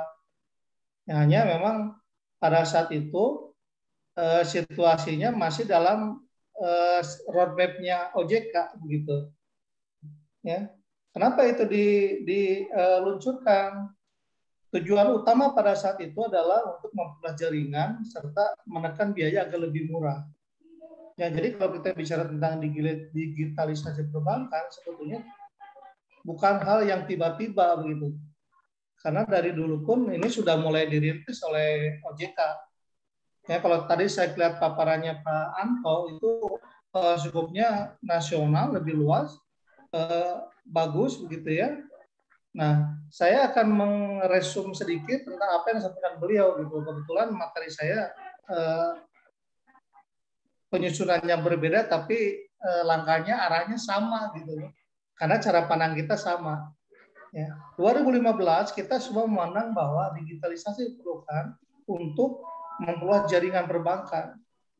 Ya, karena tidak mungkin bank itu masuk ke pelosok-pelosok. Nah, sehingga dengan adanya program Laku Pandai, diharapkan layanan perbankan itu sampai ke pelosok-pelosok. Ya. Nah, untuk memperkuat ini, karena regulator ada di OJK, OJK melakukan POJK tentang penerapan manajemen risiko untuk teknologi informasi oleh Bank Umum. Ini 2016. Jadi ada regulasinya, ada juga aturan-aturannya gitu, agar semua berjalan sesuai yang diharapkan gitu. Nah, berangkat ke 2016, 2018, 2017, 2018, mulai kita merasakan tuh produk digital. Ya, sebenarnya yang paling sederhana, bagaimana kita bisa melakukan transaksi dengan mobile banking. Itu sebenarnya produk digital juga begitu. Yang paling sederhana. Ya, bagaimana kita bisa bertransaksi dengan ATM gitu ya. Itu sudah dirintis dari 2015 yang pembayaran yang digital gitu. Nah, masuk ke 2019 ini proses mulai berjalan dengan cepat karena situasi mendorong kita untuk bertransformasi lebih cepat lagi. Kenapa? Karena ada dorongan situasi pandemi gitu. Nah, mulailah di 2019, OJK bikin roadmap 2020 dan 2025 tetap percepatan digitalisasi. Ini kita bicara tentang regulasinya. Nah, dulu kita punya cara pandang bahwa ini untuk mempelajari jaringan sehingga bisa dilakukan bertahap. Nah, mulai 2020 ini harus dilakukan dengan cepat begitu. Ya, tujuannya apa? Supaya meminimalisir transaksi yang manual, karena kan cenderung di awal-awal pandemi ini kita semua dibatasi, termasuk transaksi. Gitu. Nah, muncullah ide-ide yang menurut saya ide-ide instan juga. Gitu. Bagaimana kita usaha dapat berjalan, tapi pandemi ini dapat kita lawan kan gitu. Nah, muncullah roadmap OJK, kemudian juga oleh 6 fokus kebijakannya. Yang pertama, kita harus berinovasi. Jadi OJK mendorong lembaga keuangan untuk berinovasi agar akselerasi transformasi digital di sektor keuangan berjalan lebih cepat. Gitu. Muncullah produk-produk sehingga kami pun saat ini dan kita sudah mulai ikuti dan rasakan juga bagaimana kita dengan mudah dapat buka rekening tanpa datang ke bank gitu. Bagaimana kita dapat belanja membayar tanpa menyerahkan uang. Ya, semua itu sudah berjalan. Hanya transformasi ini harus dipercepat. Ini harapan regulator ya tentu ya. Nanti satu sisi kita akan bicara bagaimana pelaku sektor keuangan ini menyikapi harapan-harapan itu. Kemudian juga mengembangkan aturan-aturan selain 2005 aturan tentang manajemen risiko digital, kemudian muncul juga POJK yang mendukung batasan transaksi keuangan digital. Gitu. Nah, kemudian juga SDM diatur sampai 6 fokus kebijakan yang digulirkan oleh OJK. Gitu. Nah, sekarang bagaimana kita dari sisi pelaku begitu? Tentu kita memandang bahwa aturan-aturan yang diberikan oleh OJK, oleh regulator, itu harus distrategikan supaya bisa diserap oleh masyarakat kan gitu. Ya. Sehingga saya melihat dari sisi peluang dan tantangannya nanti gitu ya. Kalau kita disuapkan itu akan lebih banyak. Tapi kita lihat dua sisi peluang dan tantangan. Pertama adalah betul kita bisa cepat dengan bertransformasi secara digital karena kita punya pasar yang luas. Ya. Di luar negeri kita memang ketinggalan untuk digitalisasi sektor keuangan. Kita betul ketinggalan. padahal pasar kita begitu luas. Hanya dengan luasan pasar ini kalau kita bagi, ya, itu mungkin hanya 50 juta atau sekian persennya itu menengah atas. Yang 83 jutanya harapan. Semua kita memang sudah bersinggungan dengan internet, tapi apakah kita bisa menggunakan internet kan gitu. Ya. Kalau lihat peluang sih kalau 50 juta yang masyarakat menengah atas itu kita tawarkan apapun digitalisasi itu dapat diserap dengan baik dan cepat. Jadi artinya ini udah pasar serapan yang nggak perlu lagi diragukan. Ya. Kemudian yang 83 juta ke bawah itu mungkin pasar yang berikutnya karena kita tidak akan mudah menyentuh masyarakat bawah untuk melakukan digitalisasi dengan cepat. Ya, apa yang kita lakukan sekarang ini kan digitalisasi tidak hanya di sektor keuangan, di pendidikan, pemerintahan, semua dilakukan secara digital. Ya, apa yang kita rasakan sekarang Pak orang tua di daerah, anak-anak belajar secara daring gitu ya, itu tidak semuanya merata bisa dilakukan. Nah, saya kira kita pelaku bisnis di sektor keuangan itu akan menyoroti peluang di 125 juta menengah harapan. Ini yang sudah menyentuh internet, pengguna internet, tapi belum melakukan transformasi ke arah digitalisasi. Gitu. Ya, kalau anak-anak sekarang ini semua kelihatannya sudah digitalisasi dalam sisi pembayaran, gitu. Meskipun saya melihat dari sisi praktisi ada hal yang salah gitu ya, bagaimana kita dibayar dengan apa? Bayar aja dengan OVO nah gitu ya. Atau bayar dengan Gojek gitu. Padahal sebetulnya alat pembayaran kita rupiah sebenarnya uang gitu. Hanya cara bayarnya ya Gojek, ya OVO. Nah, itu digitalisasi hanya perlu memang kita sosialisasi tentang mata uang ya. Karena sekarang juga banyak yang orang salah memandang tentang uang kripto gitu ya, uang digital. Itu uang digital berarti bisa bayar orang pakai itu seperti itu ya. Tapi nanti ini itu persoalan yang lain. Ya, digitalisasi yang kita maksud adalah proses kemudahan bagaimana kita merubah, bertransformasi dari biasa buka rekening datang ke bank, pinjam uang datang ke bank gitu ya. Sekarang tidak lagi seperti itu. Ya, jadi kita membayar, mengajukan pembiayaan itu melalui mekanisme digital. Tentu nanti ada untung ruginya, ada baik buruknya, ada kurang lebihnya kan gitu. Ya. Kemudian peluang yang kedua adalah regulator itu mendukung. OJK, Bank Indonesia itu mendukung kita melakukan percepatan dalam transformasi. Ya, apa bentuk dukungan? Tadi disampaikan oleh Pak Anto bagaimana data-data itu diberikan, bagaimana peraturan-peraturan OJK dikeluarkan, gitu ya. Itu sebagai pendorong si pelaku usaha jasa keuangan untuk lebih berinovasi kan gitu. Aturannya sudah ada. Itu dua hal yang menjadi peluang. Peluang yang ketiga sebenarnya saya tidak sampaikan di sini. Peluang yang ketiga adalah situasi begitu ya.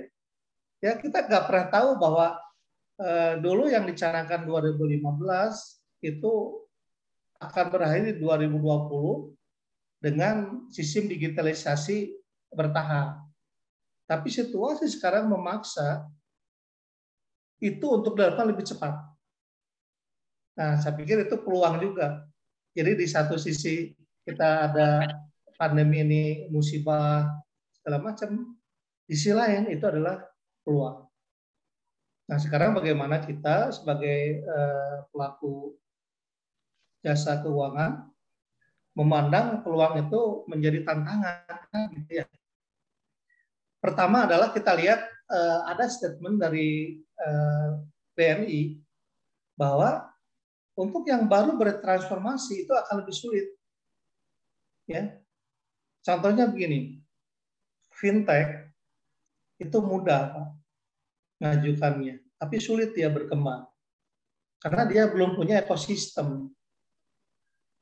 Lain dengan halnya Bank Jago. Nah, ini kalau kita bicara lembaga keuangan, kita bicara tentang Bank Jago, nih Bank digital pionir ya. Bank Jago itu dia baru, tapi dia cepat berkembang. Kenapa? Karena dia punya ekosistem. Dari mana kan dia baru terbentuk? Ekosistem yang dibentuk Bank Jago itu awalnya dari Bank Artos. Ya, kalau teman-teman sini sudah tahu, mungkin kita ada bank digital namanya Bank Jago, dan nanti ada BCA Digital juga, dan beberapa bank itu mengarah ke digital juga. Ya, tapi ini regulasi memang masih cukup berat begitu ya, karena banyak hal yang harus disiapkan. Ya, tapi kita lihat dulu lah, nanti di slide berikutnya akan saya sampaikan bagaimana hal-hal itu harus kita lalui kan gitu. Ya. Jadi kalau bank punya ekosistem dia akan lebih mudah. Makanya fintech, kalau tadi sepintas di slide-nya Pak Ante itu kerjasama fintech dan BPR. Dulu kan kesannya fintech ini akan memberangus gitu ya pasarnya BPR dengan kemudahan-kemudahannya melalui digitalisasi. Yang orang nggak usah lagi datang ke kantornya, dia langsung isi di HP, dia sudah bisa diproses. Ya. Kemudian yang kedua tantangannya itu ada data dari Microsoft bahwa setengahnya pengusaha di Indonesia itu belum punya rencana tentang proses transformasi. Gitu. Nah, sehingga apa yang regulasi yang dibikin oleh regulator itu 50% mungkin tidak dapat diserap karena nggak punya rencana. Bagaimana proses transformasinya? Ini perjalanan yang panjang sebetulnya. Yang bisa merespon regulator adalah 27% dari pengusaha di Indonesia. Ini menurut Microsoft. Yang 22%-nya malah nggak tahu apa-apa gitu, nggak tahu deh gitu ya, mau ngapain gitu ya. Sedangkan digitalisasi ini kan mendorong orang untuk bisa mempunyai daya saing yang tinggi untuk bisa survive juga. Ya, kalau dia nggak digital, nggak memaksa bertransformasi, lambat laun yang akan ditinggalkan begitu. Ya, dan ini sekali lagi memang kecepatan yang mempengaruhi. Nah, jadi data Microsoft itu hanya 27% loh yang siap. Nah, kalau kita 27% dari seluruh pengusaha di Indonesia, paling berapa? Nah, kemudian dari Dell itu juga dia melakukan riset bahwa 94% itu pengusaha masih khawatir. Saya yakin teman-teman juga ini sepakat gitu ya, masih khawatir. Apa khawatirnya? Privasi data. Tadi disinggung bagaimana data kita bisa dijual, gitu ya, bagaimana data kita bisa dicuri orang kan gitu. Ya, jadi keamanan cybernya juga masih menjadi tanda tanya begitu bagi si pelaku usaha untuk sama-sama bertransformasi. Ini tantangannya. Dan selain daripada transformasi digital ini pasti memerlukan anggaran yang tidak sedikit, gitu ya. Mohon izin juga, Pak Asep, 2 menit lagi ya Pak Asep ya? 2 menit lagi. Berapa menit lagi? 2 menit lagi Pak Asep. 2 menit lagi. Sekarang hostnya. Ya. Baik. Jadi itu kurangnya anggaran serta sumber daya manusia yang terbatas. Nah, saya berpandangan bahwa ini karena 2 menit terakhirnya yang ini aja Pak ya. Awalnya transformasi digital ini bergerak dari keinginan jangkauan yang luas, keinginan keunggulan bersaing, kemudian keinginan memberikan kemudahan atas layanan kan begitu. Nah, dari keinginan ini mulailah secara bertahap diarahkan ke proses digitalisasi. Iklan, promosi semua digitalisasi. Nah, apabila keinginan ini kita rubah menjadi suatu kebutuhan, ini akan mendorong orang bertransformasi lebih cepat. Kenapa? Kalau kita sudah butuh, pasti kita akan menyiapkan anggarannya. Ya, saya di kantor saya lembaga keuangan sekarang sedang menyiapkan penyewaan cloud, menyiapkan sistem keuangannya, sistem perbankannya supaya dukungan digitalisasinya lebih cepat. Saya menyiapkan SDI-nya, begitu ya. Sehingga kalau bisa merubah antara keinginan awal menjadi kebutuhan, itu akan lebih mudah kita bertransformasi dibanding kita memaksakan ini menjadi keharusan. Ya. Kalau misalnya regulator mengharuskan, tahun depan semua harus digital, nah itu dunia usaha akan kacau balau juga menurut saya, gitu ya. Ini pantaunya saya sudah nggak ada ya. Kalau ada kita bisa diskusi bagaimana kita melakukan transformasi ini dengan cepat, tetapi dapat juga diserap oleh pelaku usaha jasa keuangan. Nah sekarang saya menilai bahwa kita semua itu berada dalam tahap transisi, tahap di mana kita akan memakan keinginan itu menjadi kebutuhan, tapi kita belum bisa memenuhi kebutuhan apa yang kita inginkan. Saya kira itu Pak Moderator, terima kasih. Dengan 2 menit ini saya akan tepat waktu untuk menyelesaikan presentasi ini. Terima kasih Pak Moderator, monggo dilanjut.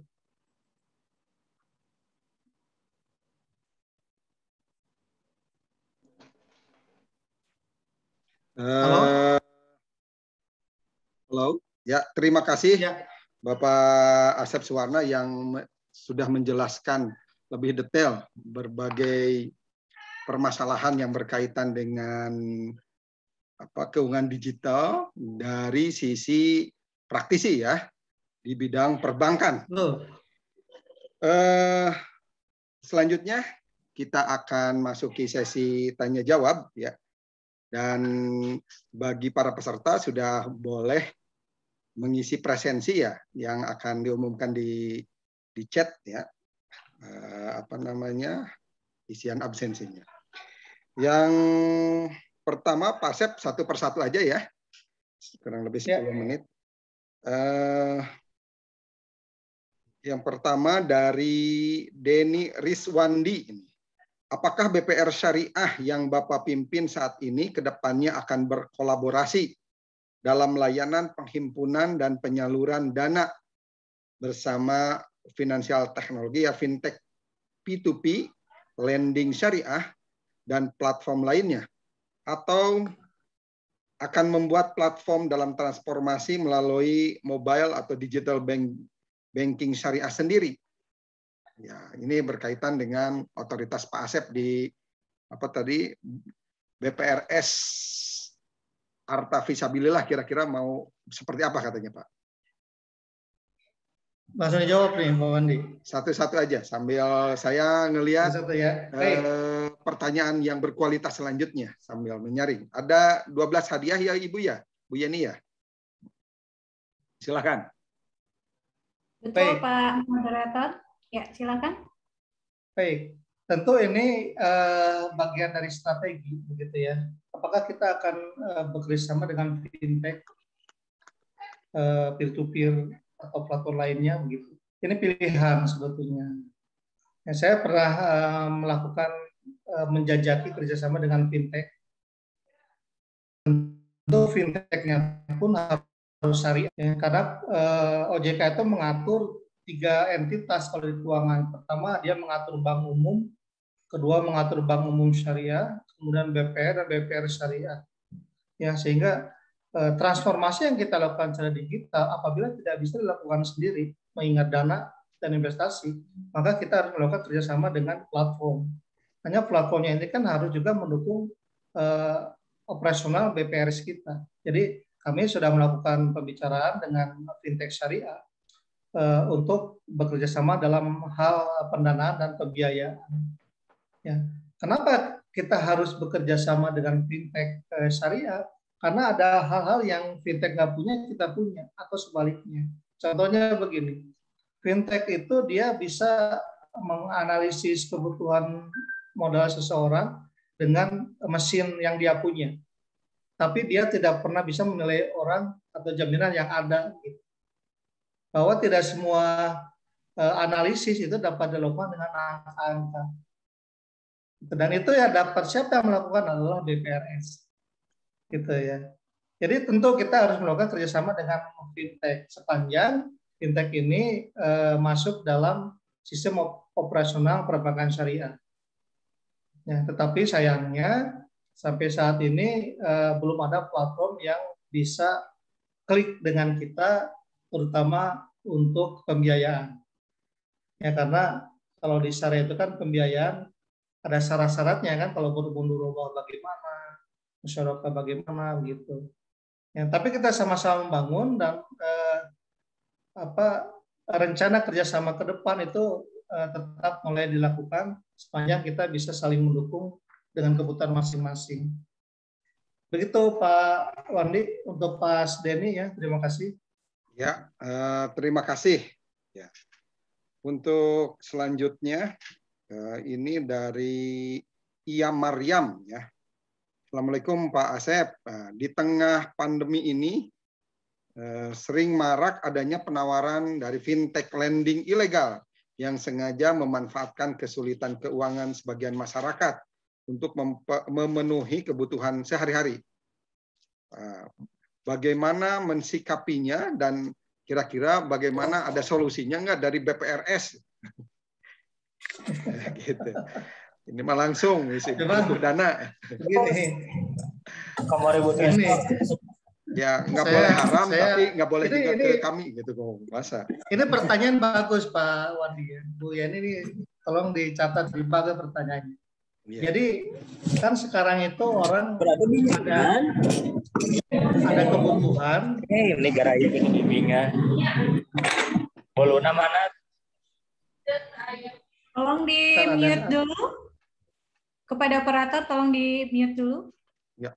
Jadi sekarang itu ada kebutuhan orang, terus ada entitas yang menangkap dengan cepat begitu. Ya. Nah kita tahunya dia terdaftar apa tidak di OJK, fintechnya kan belakangan gitu. Setelah ada masalah tahu ternyata dia tidak terdaftar. Ya. Kenapa nggak dari awal tahu? Ya karena kita dengan kecepatan mereka bisa memberikan kemudahan.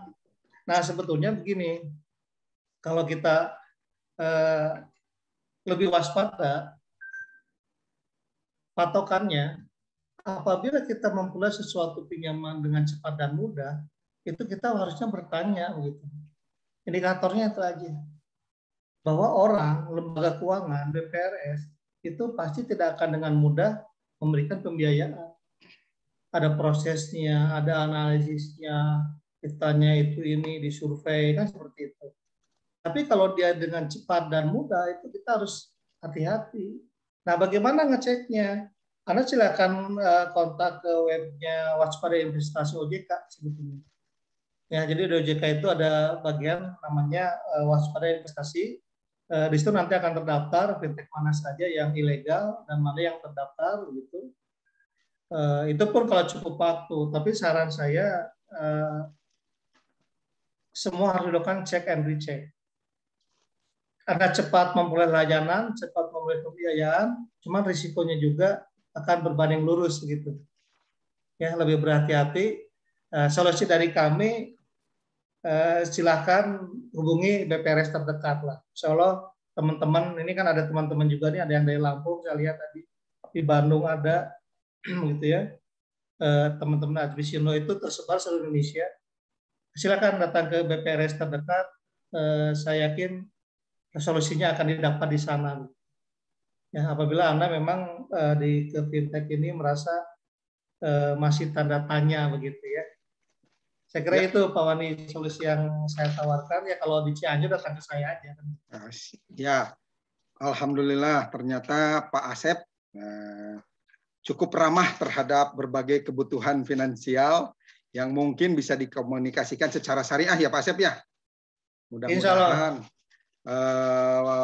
pertemuan atau pembahasan ini bisa berlanjut dalam webinar nasional series ke depannya. Ya. Terima kasih Pak Asep. Mungkin kita cukupkan pembahasan kali ini, dan kalau boleh saya sedikit ngambil kesimpulan karena instruksinya memang begitu. Mungkin bagaimana menghadapi tantangan berkaitan dengan permasalahan digital keuangan ini tadi dari apa yang dipaparkan kepada kami dari Pak Asep, yaitu bagaimana kita mengupayakan mampu mendorong inovasi dan akselerasi digital sektor keuangan. Ya.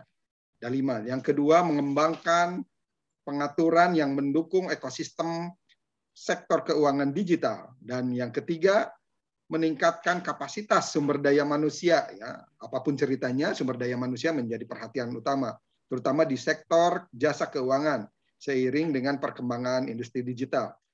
Yang keempat, memperkuat peran riset ya untuk mendukung inovasi dan transformasi digital sektor jasa keuangan. Dan yang terakhir, mengakselerasi penerapan pengawasan berbagai permasalahan ya, terutama berbasis IT ya, terutama tadi yang untuk menangkal berbagai keluhan atau ekses-ekses negatif. Demikian diskusi kita kali ini. Terima kasih Bapak Asep Suwarna. Mudah-mudahan ilmu yang Bapak sampaikan menjadi jariah dan kebaikan bagi kita semua. Jadi mungkin cukup, saya closing aja dulu. Gimana? Ya, silakan Pak Wandi. Ya, terima kasih kepada Bapak dan Ibu, seluruh peserta seminar webinar nasional kali ini. Mudah-mudahan semuanya dalam keadaan sehat dan mudah-mudahan pertemuan ini sangat bermanfaat. Kami ucapkan terima kasih yang tidak terhingga kepada para narasumber. Ya, mudah-mudahan tadi disebutkan, mudah-mudahan menjadi jariah ilmu yang bermanfaat bagi kita semua. Saya mohon maaf jika ada ketidaksempurnaan dalam pelaksanaan moderasi webinar kali ini. Sampai jumpa di webinar series yang akan datang. Salam sehat. Assalamualaikum warahmatullahi wabarakatuh. Mangga Bu Yani. Terima kasih kepada Bapak moderator kita, Bapak Wandi Zulkarnain, dan pemateri yang kedua, Bapak Asep Suwarna. Selanjutnya adalah penyerahan sertifikat untuk narasumber kedua dan juga sertifikat untuk moderator. Pak Herman, mohon disiapkan.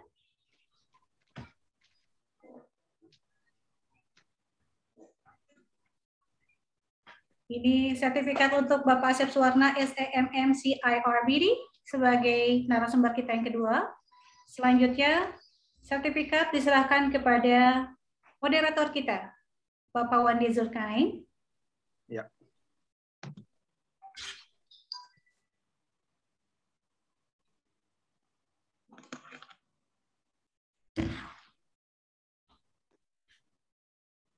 Terima kasih, Bu Yani. Ya. Terima kasih kepada Bapak Wandi Zulkarnain SESSYMMCHRI sebagai moderator acara webinar pada siang hari ini. Terima kasih.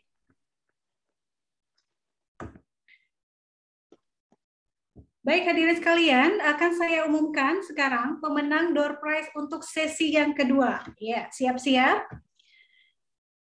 Pemenang pertama, door prize yang pertama adalah Bapak Jody dari Uniba, ya. Lalu selanjutnya